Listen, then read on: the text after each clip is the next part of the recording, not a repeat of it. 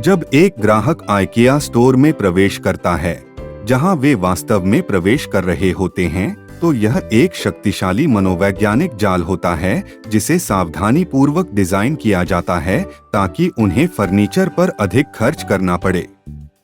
IKEA दुनिया की सबसे अजीब लेकिन सबसे नवीन कंपनियों में से एक है और हर साल आइकिया कुर्सियां, बिस्तर, टेबल, बुक केस से लेकर हर चीज की 50 बिलियन से अधिक की बिक्री करती है। आज आइकिया दुनिया का सबसे बड़ा फर्नीचर रिटेलर है और दुनिया की 50 सबसे बड़ी रेस्तरां श्रृंखलाओं में से एक, लेकिन यह सब एक डिस्लेक्सिक फार्म लड़के के साथ शुरू हुआ जिसने पैसे के बदले माचिस बेचना शुरू किया है। आइकिया की कहानी उल्लेखनीय रूप से उत्थानशील है और रास्ते में प्रतिभाशाली व्यापार रणनीतियों के स्वर हैं।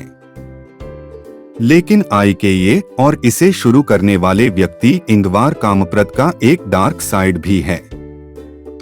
आइकिया के प्रिय संस्थापक का नाजी पार्टी से संबंध था और कंपनी पर अरबों करों से टैक्स नहीं दिया और यहां तक कि चाइल्ड लेबर का उपयोग करने का आरोप लगाया गया था। और यह भी बात है कि आइकिया अनिवार्य रूप से दुनिया की चौथी सबसे बड़ी चैरिटी है। यह आइकिया और अरबपति इंगवार कामप्रद की अनोखी सच्ची सफलता की कहानी है और इसकी शुरुआत एक भयानक ट्रेजेडी से होती है। मुझे आशा है कि आप आइकिया के पागल इतिहास के माध्यम से इस यात्रा का आनंद लेंगे जो सोमेन डे 25 द्वारा आपके लिए लाया गया है।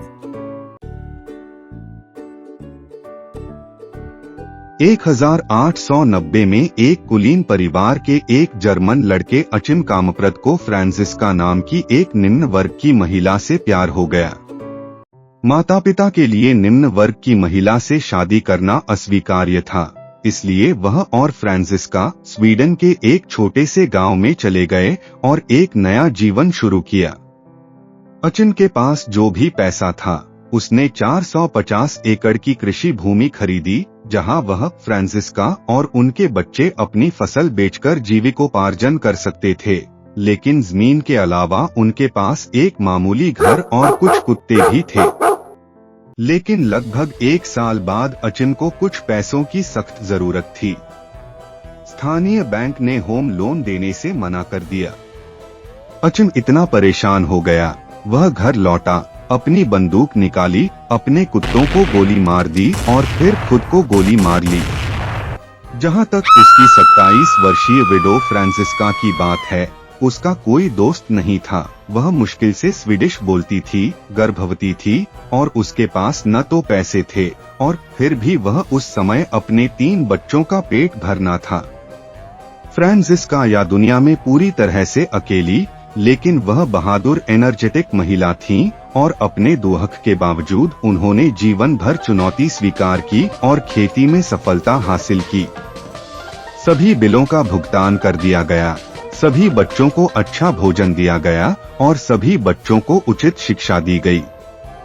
दशकों की दृढ़ता के बाद फ्रांसिस्को अपने समुदाय का एक सम्मानित सदस्य बन गया। उनके 3 बच्चों का अपना परिवार था और 1926 में उनके पसंदीदा पोते इंगवार कामप्रद का जन्म हुआ, जिसने बाद में आइकिया की स्थापना की और दुनिया के सबसे अमीर आदमी में से एक बन गए। अन्य बच्चों की तरह इंगवार ने भी अपने बचपन का आनंद लेते थे, नदी या पास के तालाब में मछली पकड़कर। जब इंगवार सिर्फ 6 साल का था, तब उसने 80 सेंट्स में 100 माचिस की डिब्बियों का एक केस खरीदा। उनकी पहली ग्राहक उनकी दादी फ्रांसिस्का थीं। उन्होंने बहुत कम लाभ मार्जिन के साथ स्थानीय क्षेत्र में माचिस की डिब्बियां बेचना शुरू कर दिया, लेकिन इससे इंगवार के अंदर एक चिंगारी भड़क उठी और उन्होंने जितना हो सके सस्ते में चीजें खरीदनी शुरू कर दी और उन्हें लाभ के लिए बेचना शुरू कर दिया। जैसे जैसे इंगवार बड़ा हो रहा था, उसने Christmas tree, cards, candy, wall hangings बेची। फिर वह उस पैसे को बेचने के लिए और अधिक वस्तुओं में निवेश करेगा, जिससे हर बार अधिक से अधिक लाभ होगा। यह देखकर इंगवार के पिता ने उसे एक छोटा मछली का व्यवसाय शुरू करने के लिए एक छोटा सा ऋण दिया और जब इंगवार 11 वर्ष का हुआ, तो इंगवार ने रेसिंग बाइक और एक टाइपराइटर खरीदने के लिए पहले ही पर्याप्त पैसा कमा लिया था। लेकिन प्रत्येक नए व्यवसाय की पहली ग्राहक उसकी दादी फ्रांसिस्का होती थी। जब भी वह थोड़ा बड़ा हुआ तो एक बोर्डिंग स्कूल में चली गई, लेकिन उसे अक्सर अपनी कक्षा में काम करने में कठिनाई होती थी क्योंकि उसे डिस्लेक्सिया था। लेकिन स्कूल में रहते हुए इंगवर ने अपने सहपाठियों को पेन, बेल्ट, घड़ियां बेचकर अपना व्यवसाय जारी रखा। इंगवार ने अपनी विशेषज्ञता का विस्तार करने के बारे में सोचा और 1943 में आधिकारिक तौर पर ऑफिशियली आइकिया कंपनी बनाई गई। व्यवसाय की कोई भौतिक दुकान नहीं थी, यह केवल एक मेल ऑर्डर कंपनी थी। सस्ते सामान खरीदना और उन्हें अधिक कीमत पर दोबारा बेचना, जो वह बचपन से करते आ रहे थे। लेकिन ये आइकिया नाम कहाँ से आया? आई और के का अर्थ है इंगवार कामप्रद, ई का अर्थ है एल्मतरिड पारिवारिक फर्म का नाम और ए का अर्थ है अगन्नरीड जो पास के गांव का नाम है।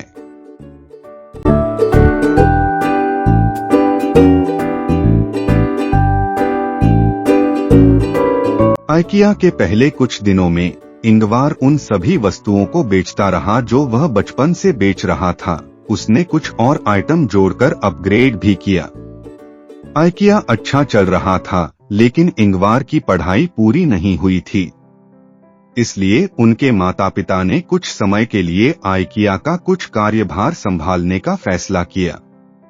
ग्रेजुएशन होने के बाद उन्होंने बिजनेस और कॉमर्स का अध्ययन शुरू किया, यहाँ तक कि मिलिट्री प्रशिक्षण भी लिया। स्टोर क्लर्क के रूप में भी काम किया। व्यवसाय ठीक था लेकिन एफिशिएंट नहीं था, इसलिए इंगवार ने दिन रात बहुत लंबे समय तक मेहनत करते थे। इंगवार ने समझा कि अधिकांश व्यावसायिक फोकस कुशल उत्पादन और निर्माण पर है, लेकिन बहुत कम कंपनियों ने डिस्ट्रीब्यूशन पर ध्यान केंद्रित किया है। इंगवार ने महसूस किया कि आइकिया ने डिस्ट्रीब्यूशन और सबसे अधिक कॉस्ट इफेक्टिव तरीके कारखानों से ग्राहकों तक प्रोडक्ट पहुंचाने का सफलता में ही है। 1948 में इंगवार ने अपनी प्रोडक्ट लाइन में फर्नीचर जोड़ने का निर्णय लिया। समय बहुत अच्छा था क्योंकि द्वितीय विश्व युद्ध के बाद स्वीडिश सरकार ने बहुत सारे नए अफोर्डेबल आवास बनाए, जिनमें सभी को साज सज्जा की आवश्यकता थी। मांग अधिक थी और इसलिए फर्नीचर की बिक्री बढ़ गई। इंगवार ने सभी स्थानीय निर्माताओं से बल्क में सभी फर्नीचर खरीदना शुरू कर दिया और लाभ के लिए उन्हें इंडिविजुअल पीस का रूप से बेचना शुरू कर दिया। जैसे जैसे आइकिया का विस्तार हुआ, परिवार काम के बोझ को प्रबंधित करने के लिए बाहर आया और कम्प्राड परिवार के प्रत्येक सदस्य ने जहां भी संभव हो मदद की। परिवार एक व्यवसाय था और व्यवसाय एक परिवार था।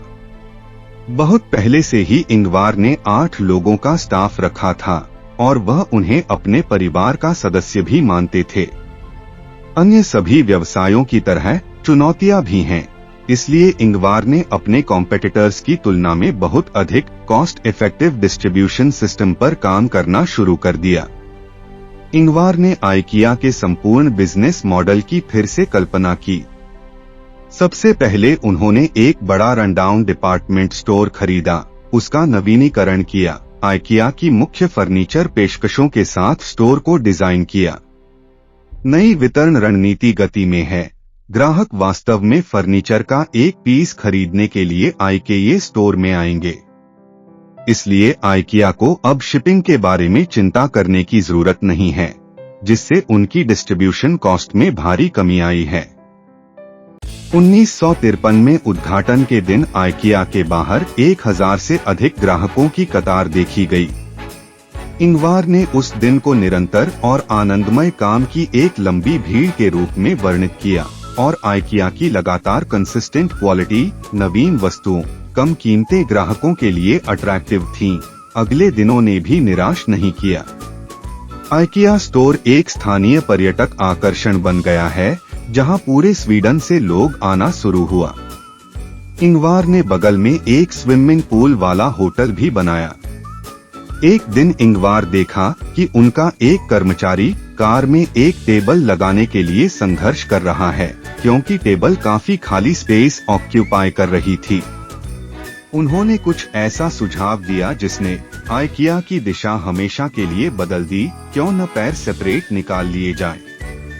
इंगवार को तुरंत एहसास हुआ कि परिवहन को आसान बनाने के लिए टुकड़ों में बेची जाने वाली वस्तुओं को चपटा करना आइकिया के लिए कितना फायदेमंद होगा।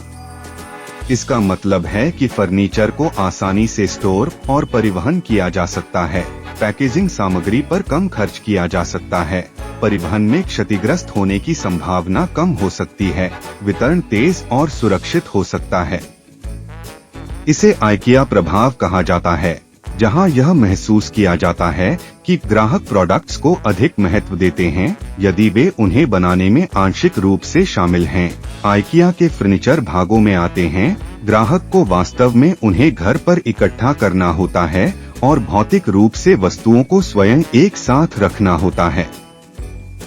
कस्टमर उस पर गर्व, स्वामित्व और भावनात्मक लगाव था और इसलिए वे उस वस्तु को अधिक महत्व देते थे। अब इंगवार को पता था कि आइकिया तेजी से विस्तार करने की पूरी स्थिति में है और उसकी योजनाएं पहले से कहीं अधिक महत्वाकांक्षी और अजीब हैं।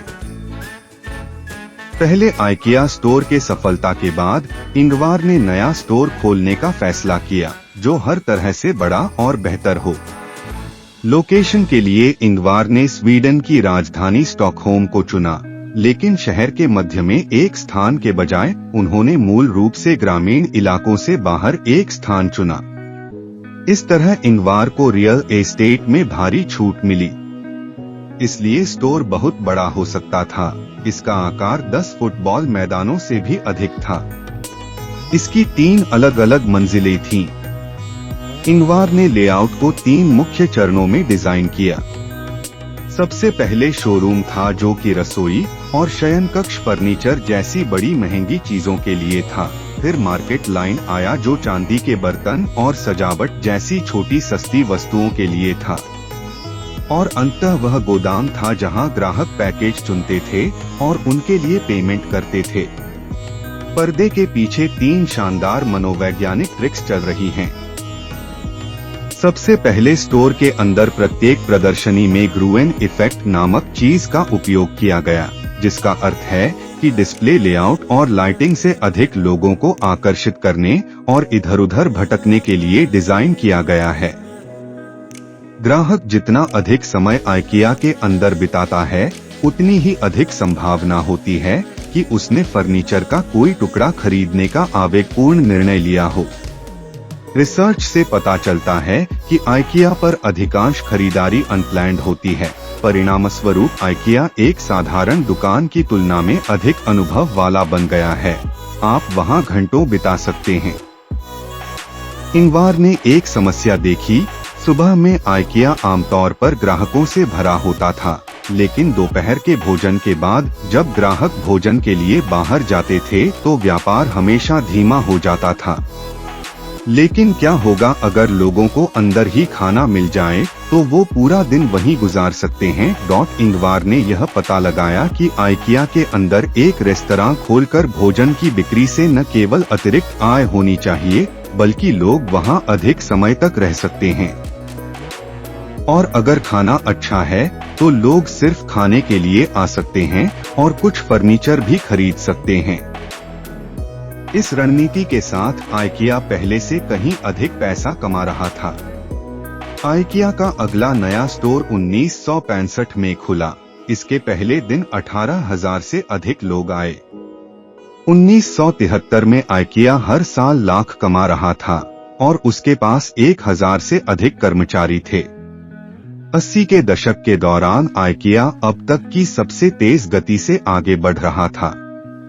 इंगवार के अतीत से जुड़े कई विवादों के बावजूद आइकिया दुनिया को जीतने की राह पर थी। पूरे 90 के दशक में आइकिया ने 70 से अधिक नए मेगा स्टोर बनाए और दुनिया के सबसे मजबूत ब्रांडों में से एक बन गया। 2008 में आइकिया ने दुनिया के सबसे बड़े फर्नीचर रिटेलर के रूप में सिंहासन संभाला और तथ्य यह है कि कंपनी प्राइवेट रही। इसका मतलब है कि इंगवार दुनिया के सबसे अमीर लोगों में से एक बन गया।